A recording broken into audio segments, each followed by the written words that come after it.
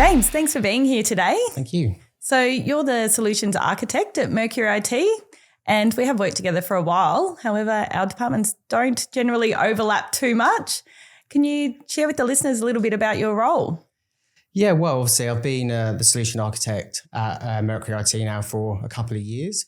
But prior to that, I started at a very young age. I've always very interested in IT, and what really sparked my interest was actually hacking the school network.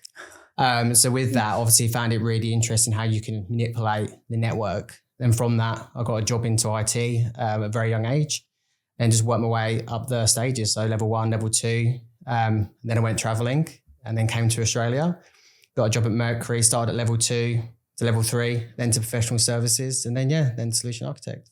Well, that's interesting that you started by hacking into the school. Yeah. I've never heard that story before. No, it's not a side hustle now, is it? Oh, it could be. Well, never know. So today we're here to talk about Copilot. Obviously a bit of a buzzword at the moment. Yep. Can you share with us just a little bit of an overview of what is Copilot? Well, Copilot is just technically your virtual assistant. So technically it's there just to help you with your day-to-day. So help you with your tasks, your calendar invites. It'll just help you with anything you need to get done, really.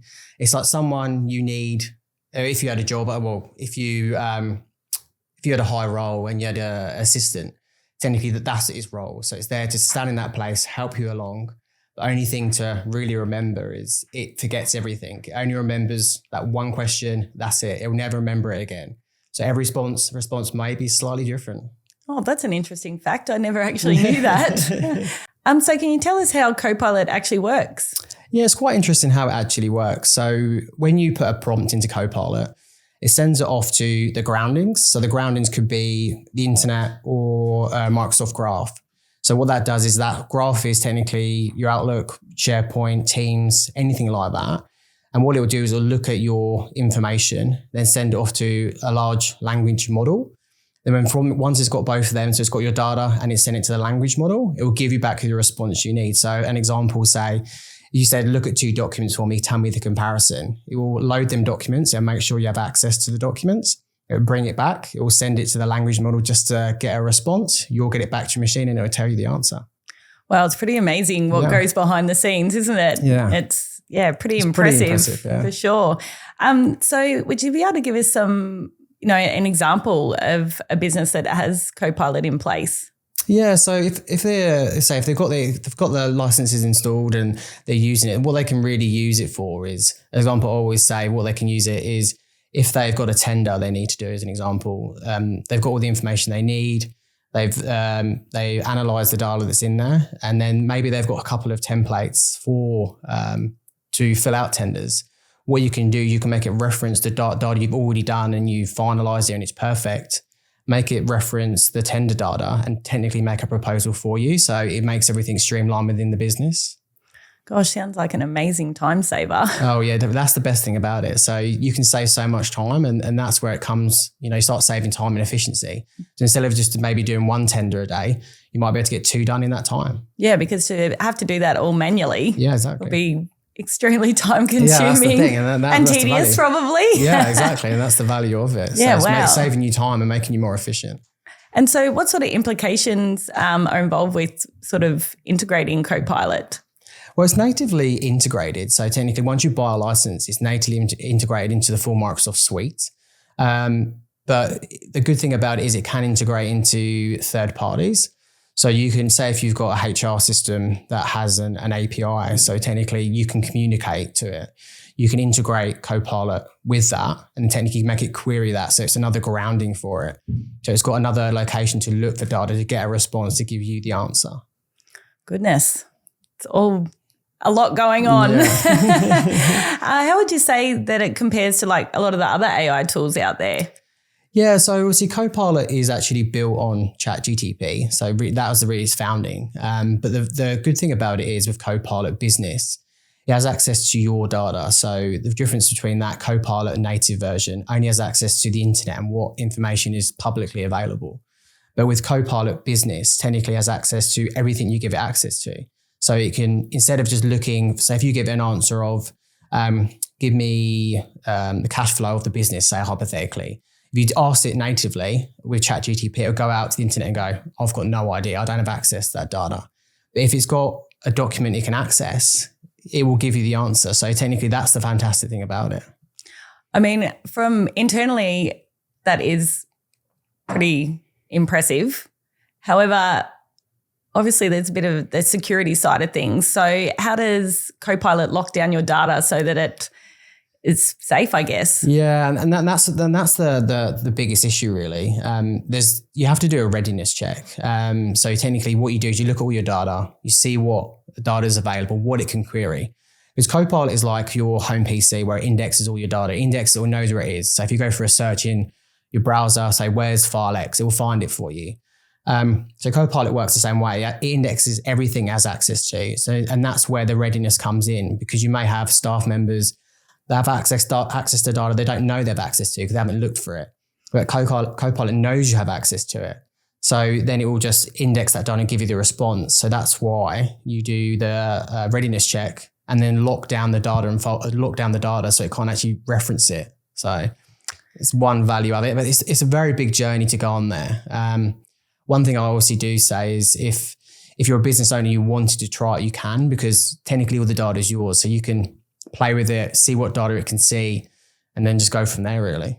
Because I guess that would be a major concern for a business owner as to, what information can the employees access, what can they share? So to be able to obviously, lock that like I say, privacy down. Yeah, that is a big part of the journey with Copilot. It's fantastic what it can do, but like you say, it can see everything. It can analyze every bit of data there. So if it can see it, it's going to give you the answer. So if I ask you, how much do you get paid? And it can see that data unknowingly, it's just going to tell you the answer. Yeah, exactly. It's a bit scary. Yeah, and they're the things you don't want it to do. So, and that's where it comes down to the whole readiness, whereby you use something called purview, and you lock down data. So you say, don't access this data, don't reference this data. And it won't give you that answer because you don't have access to it. And I think that's probably from a business owner's perspective is having that access to put those parameters in, because for those that don't sort of know much about Copilot and how it works, it could be a little bit intimidating. So it's great that you've been able to explain that is obviously an option. Possible, and that's the thing. Like I say, people just go in there, install it, and then they realize access to everything. And they're like, what? I didn't expect this. Do you know what I mean? And then Microsoft are very clear with that. You need to do your readiness check to make sure you tick all the boxes before you go live. So this readiness check, what does that actually involve? So what it really involves is we look at all your data and make sure the security is correct. So we look at all the files, all the data you've got in the business, any security labels, and just check absolutely everything really. And make sure there's the boundary there. So, Copilot can't cross that line. So when you do them searches, it is correct. And that's the journey you would take someone on. So you go, I want to use Copilot. Let's do the readiness check. Let's make sure all your security, your folder is correct. Make sure you have no copyrighted material in there. And then from there, then you can start the journey of adopting it. Wow, that's pretty cool. So you wouldn't really advise then for someone to just jump right in there and open it up to their employees? Well, that's the thing, because there's a few versions. Like you've got Copilot Pro, which is technically just for the individual. So if you as a home user and you want to start using it, technically you can buy a Copilot Pro license, and that integrates the Copilot features into the applications. And there's also a free version. So everyone is using Edge, you get Copilot for free. You'll see it on your browser. So technically, but all that grounding is just Bing. So whatever you ask it, it will just reference whatever's on on Bing, sorry. And then that'll give you the answer. Then the Pro Edition integrates with your Word, Excel, helps you along with that, anything you need there. And then once you go into the business versions, and that's when it has access to your data. So, well, it's good to have that clarification between the two. Yeah. So James, tell me, what's your favourite feature of Copilot? The favourite feature for me is obviously helping me just get my day-to-day done. So technically I may get 20 emails in the morning I need to action that day. I can ask Copilot just give me a summary, what I need to action today. Like what do I need to get done? What is a priority? Who's added me? Who says high priority? So I know how to start my day really. I go, okay, I've got to get through X, Y, and Z. And then same with my calendar as well. So I can see exactly what I've got on for the day. It'll give me my timeline, what needs to be done, and what I need to do for the day really. And that's what makes my life so much easier. I mean, you must love it because you're a pretty busy guy. Yeah, exactly. Like I say, and how much you compose emails as well. So say if you're writing an email, you have that mental blank and I just don't know what to say. Like, what do I say in this email? You can start writing the email and then ask Copilot just to point you in the right direction, really. And it will just rewrite that email for you. Yeah. So, and then you can send it and it corrects your grammar, everything. So, you know, the email is going to make sense and you're not half asleep, really. I mean, I definitely love it as well for that sort of thing. And obviously content, sometimes you just get stuck and you just need that one word or something to pull it all together. Yeah, that's another big risk because a lot of people are using just third parties. So technically they go on Google and go, I just want to use ChatGPT. But it is a massive security risk because you could be pasting business data into this technically free version. And there's been issues whereby the free version is actually recording what you're typing in. So you could be typing in something about all the business, how much money they're making, what their forecasts are, you know, what staff's getting X, Y, and Z. And technically it's recording that data. And that's the risk because people go, I don't want to sign up for a full-blown version of ChatGPT. I'll just go to Google and go, ChatGPT AI. And you paste stuff in there and it technically could be recording that data. So you've got to be really careful what versions you use. Do you think there's enough awareness around that for people using these AI tools? No, I saw some stats the other day. They say that 75% of staff actually already using it. So technically they know it exists. It's a buzzword. You know, they know it's AI. It's great. It's making my life easy. But they don't understand how to use it. It was designed to obviously just to point you in the right direction and give you answers to things. But like I say, people are using it to rewrite technically confidential information. And if you're like, say, if you're using a paid for version, it's protected. But if you're just going to Google and just typing in, give it to me now, technically people have spun up technically free versions, which is just gathering the information. So it's just gathering information on that person, on a company, which then could lead to a company being compromised because you could be giving out employees' names, their email addresses about the company. So then technically you've got a social engineering advantage really to go to that company. So be really careful. Yeah, wow. Maybe we need to do another podcast around all the ins and outs of that to help people understand, obviously, the risk. So, I mean, these tools are super helpful and pretty cool, but obviously, it does come with those security risks, doesn't it, if definitely. You don't sort of know, what implications are there. What sort of costs would a business be looking at to add this to their Microsoft tenant? So the personal version is, I think it's around $30, and that's obviously just to the individual. That gives you access to your Outlook and all your basic needs in Word and Excel. The business version, there's two SKUs or two flavors, we call it. So you've got enterprise and business, but it's technically exactly the same thing. It's just an add-on, and the license is around $45. So that gives you an idea, and every single user needs a license, and that's a monthly cost. Okay, I was going to ask you, I thought $45, that doesn't sound too bad. I'd say the biggest issue at the moment is you have to pay a year up front. Originally, it was meant to be monthly, but they've just done it a year. So I think that's the biggest reason why a lot of uptake hasn't happened. Because like I say, if you want to adopt this, you can't just run through the whole process, you can't run just a proof of concept to say, okay, I want to run a proof of concept to see if it works in our business. It may not work. So you just want to test it, but Microsoft don't allow you to test it yet. So they just go, you've got to sign up for it. But if it doesn't work for your business, you're not going to use it. And that's why I think they're trying to push Microsoft very heavily to make it a monthly and a trial basis. So you can give it a try and see if it works for your business and then show value in it. And then everyone just adopts it natively.